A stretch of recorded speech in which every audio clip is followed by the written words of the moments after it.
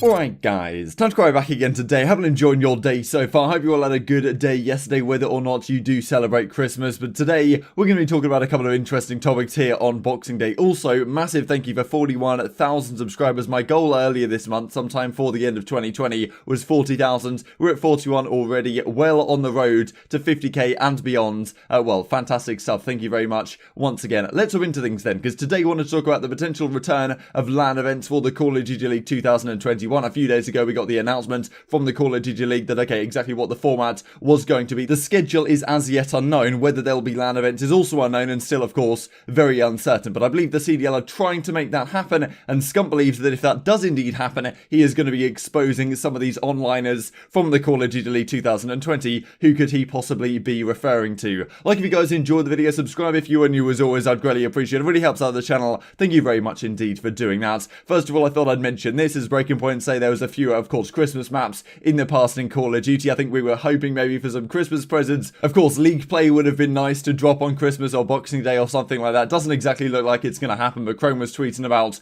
the World War II ranked play system being the best, and pretty cool to see actually. Way back in the day here, the leaderboards like a BZ and a BZ Smurf were number 1 and number 2 on the ladder, and it was pretty cool because a BZ at the time, like he was playing for Enigma 6, some of these teams that weren't too well known, and the very next year going into Black Ops 4 ends up winning the World Championship, right, getting onto that fantastic United squad towards the end of the season. So of course, like, well, the fact that he was dominating the World War II leaderboards certainly showed some people that this guy means business, and ends up now being a world champion and on, well, arguably the scariest team in the league going into 2021. So it would be nice to have something back like this, because it does actually help players that maybe not too well known at the time, and it's pretty cool that ranked play can open the opportunities for a guy like a BZ maybe wasn't too well known to be dominating these like high level ranked play matches. And some of these pros are thinking, okay, next time we play against these kid at LAN, watch out, because maybe we have to pick him up going forwards because this guy is nasty. And it'd be nice to have that possibility once again here in Call of Duty Black Ops Cold War. Doesn't look like it's happening quite as of yet. But a few days ago, the COD League came out with this 5 stages of competition, the return of major tournaments. This is what things are going to be looking like for Call of Duty League 2021. So effectively, this is it. If you guys weren't aware, 5 major tourneys. Every single major tourney is like a stage, because there's 3 home series to seed each major. So there's effectively group play every single home series where, okay, every team plays every other team within their group, and at the end of that, that then seeds people into a 12-team bracket for the major tournament, basically the same bracket we had at the World Championship. So yeah, 5 major tournaments, 5 stages, plus the World Championship. That's how things are going to go. And as you can see right here, we've got 5 stages, home series 1 to 3, and then the major tournament at the end. The question is right now, I imagine the home series are probably all going to be done online. We talked about the online, well, situation this time around isn't quite as well as bad as it was before, with everyone playing from home, because all the players are going to have to play from the same facility, so they're kind of playing on LAN with each other, but online to the other teams. But the major tournaments, that is really the question mark, right? Because let's say we get to stage 3, stage 4, we get to like April, May, June, you'd imagine maybe the vaccine has become more prevalent, it might be possible to host some of these events on LAN. I think that is what the CDL are going for at some point this season, to have some of the latter half of the season, I mean, hopefully some of the majors, if not almost certainly, you would imagine the World Championship to be hosted in a LAN environment, with or without spectators, whatever happens to be possible, right? But it seems to me a relatively decent assumption that at some time this season, maybe it's only for 1 or 2 of the majors, or just the World Championships, who really knows, ideally we'd have maybe 3 of the majors done on LAN plus the World Championships, but whatever exactly they're aiming for with the CDL, seems like a reasonable assumption that we might get back to that some point this season. And if that is the case, there's certainly question marks, right? Because last season when everything went to online, some teams came to the fore, which, well, are they onliners? Are they not onliners? Would the same thing have happened on LAN? Is the ring that the Dallas Empire won a legitimate ring? All these types of questions came up last season, and Scump was certainly asking the question a fair bit, right? The fact that, okay, Dallas Empire, we have a positive record against them on LAN. They were 3-0 against the Dallas Empire on LAN, and they lost 1 series online. We'll look at that just in a second here, but Scump certainly wants LAN back for next season, and if it does come back, he reckons he's going to be exposing these onliners as he describes them. I'll share the clip just here. Anyway, so if you had one wish to change right now, drop of a coin for 2021 going into the CDL, what would it be? Play on LAN.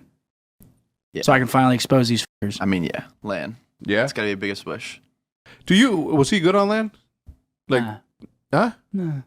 Were you? Yeah, you said you were the most consistent team, right? Second place before the league? I mean, yeah. Us and FaZe were both 8-1. We were like probably number 3rd team in BO4. United 100 Thieves ahead of us. I mean, I beat this guy 4 to 5 times. He had you?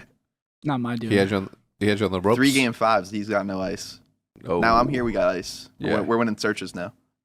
So this was one of the posts that was going around these last few days. It actually came from a Dallas Empire fan, right? But this is the Mickey Mouse ring, as people are describing it as, because it was online. It was kind of a fake ring, not a legitimate ring, not like Karma's 3 rings. Whereas, well, Clayster and Crimsix's are kind of fake because they were done online. And all these kind of questions which came out. At the end of the day, the money in the bank, that wasn't fake. So I don't think these guys are too frustrated with it. But there certainly are some question marks going into next season. If we are back on LAN, are Scump and Co going to significantly step up their game? Because it's no secret that Chicago Huntsmen were not favoured with the online environment. The fact that, well, Former was based over in California. They haven't really ever been the best online team anyway, whereas Dallas Empire were considered a very strong online squad. And, well, had great internet, all this type of stuff that we were talking about at the time. And, well, Dallas Empire even made a meme out of it themselves. They made the Dallas router. I think they made that into some merchandise or something like that. So it's pretty entertaining stuff. Of course, they did go on to win the World Championship. And, well, a lot of people also do forget, though, they did also win a LAN event earlier on in the season. They did win the Los Angeles home series on LAN, as we're just about to look at it. So certainly not a team that couldn't win at all in a LAN environment, but some of their major competitors weren't at this Los Angeles home series event, and well, that certainly raised some question marks. Then when we went to online and they started dominating things towards the latter half of the season, the questions were there from Scump and Co. Are these guys actually that good in a LAN environment? And we could definitely see the first couple of events, Illy and Shotzi, their first kind of time playing Call of Duty at a higher level on the main stage in front of like the Huntsman crowd, I suppose. The pressure certainly got to them somewhat, right? And well, will we see that again when we're back online, when it's not in the comfort of your own home? That's certainly a question mark that we could have going forward. In my opinion, I think the Dallas Empire significantly improved throughout the season. I think that if it was on LAN, I don't really think things would have been too much different personally, but Scump certainly thinks. He looks at their record this past season, as you can see right here, team head-to-head, Huntsman versus the Dallas Empire, and I imagine that's who he's referring to in that clip, given that Dallas Empire winning the World Championships, him versus Crimsix, always been a bit of drama. And of course you can look at a guy like maybe Awakening or something, who was doing so well on the Florida Mutineers last season, certainly maybe has something to prove again over there. The fact that he didn't play on LAN really that last season, and there's certainly question marks. And Mac, of course, over at the New York Subliners. Are these guys as good on LAN as they were online? But probably he's more talking about a team like the Dallas Empire, and as you can see right here, they had a positive record 3-0 at the launch weekends, and then 2 times they played at London. The only other time they played the entire season was at the Chicago home series, which was hosted online, where the Dallas Empire won 3-0, and of course went on to never play the Huntsman again, but did win the World Championship, and had of course a very positive result. As you can see here, Dallas Empire 23-12, Chicago were 21-9 over the course of the season. As you can see here, which is pretty interesting as well, Dallas Empire, well, right at the start, they of course went 0 at that opening weekend, but they had a tough opening weekend, right? They played against the Huntsman and FaZe. Then, well, every single week, they never fell short of the semi-finals, which is pretty impressive. But you can see the latter half of the season here, they're making a lot of semi-finals. They were, of course, winning week 12, they're winning week 6, winning week 4 as well. So Los Angeles was on LAN, then this was the Chicago one. So we had 3 LAN events at the start. We had the London home series, which Chicago won. We had the Atlanta home series, that Atlanta won. Then the Los Angeles one, which Dallas Empire won. And after that, it pretty much did go online. As you can see, the Huntsmen, you know, they were having some 10 points here or there, so they were falling short of the semi-finals. But Dallas Empire always make an account, and of course did go on to win the World Championship as well. But it's no surprise that, okay, the Dallas Empire were based in Texas. I'm not sure if Illy was there the entire season. Maybe he went home to Canada for a while, even for the World Championship. I'm not exactly sure where he was based during the World Championship. But, well, certainly they were a very solid online squad, and the Huntsmen weren't as good. I mean, we talked about the formal California thing, of course, living there the entire season, finally going to be moving down to Texas for the new season right at the start of January. So that should be a beneficial thing for the, well, OpTic Chicago, as they are called now, going into this new season. That always catches me off when we're talking about the Huntsmen, for example, for last season. But this is certainly something we may expect to see at the start of next season as well. So this was at the launch weekend, as Crone tweets out, Huntsmen wins. This was against the Dallas Empire. There was a lot of trash talk going down in the pre-season between the Empire and, of course, after Scump and Crimsix split up right at the end of Call of Duty Black Ops 4, when the OpTic Gaming team broke apart, they became the Huntsmen. Crimsix joins the Dallas Empire, and right at the start on LAN, Huntsman and Co. got the better of Crimsix and Co. Crimsix was very confident they would come back in the latter half of the season, and he's probably quite frustrated they didn't get the opportunity to prove they were the better team on LAN. Scump still thinks, look, we were 3-0 against you on LAN. You never beat us on LAN the entire season long. We were still, you know, the best team in that LAN environment sense, right? Which, well, is also certainly an arguable thing. So hopefully we do get back to LAN, and Scump's certainly ready to expose these guys. Maybe he means Crimsix, maybe he means some of the other guys like Awakening and Mac, and, well, these type of players that haven't really got the opportunity to prove themselves in a LAN environment yet, and I'm sure will do so to great effect. But that question did hang over the Dallas Empire really the entirety, at least the latter half of the last season. Everyone calling them the Dallas Onliners and such. Will Scump get the opportunity to prove this season that, oh well, he is the dominant force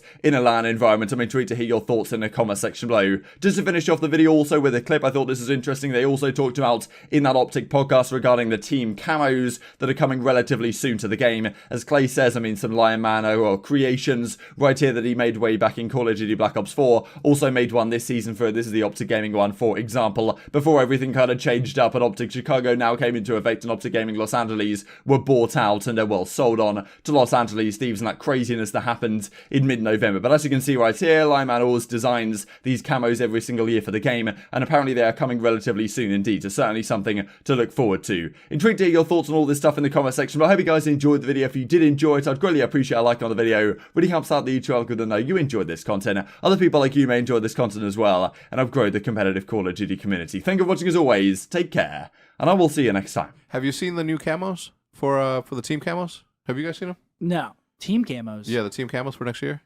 No. Like the OpTic Chicago camos. No. Sick. Fire, fire in the air. I seen other ones. I'm like, ooh. Who's got the coolest one? We do, and I'm not just saying that. Like I've seen them, Damn. They're fire. When did they drop though? I don't know.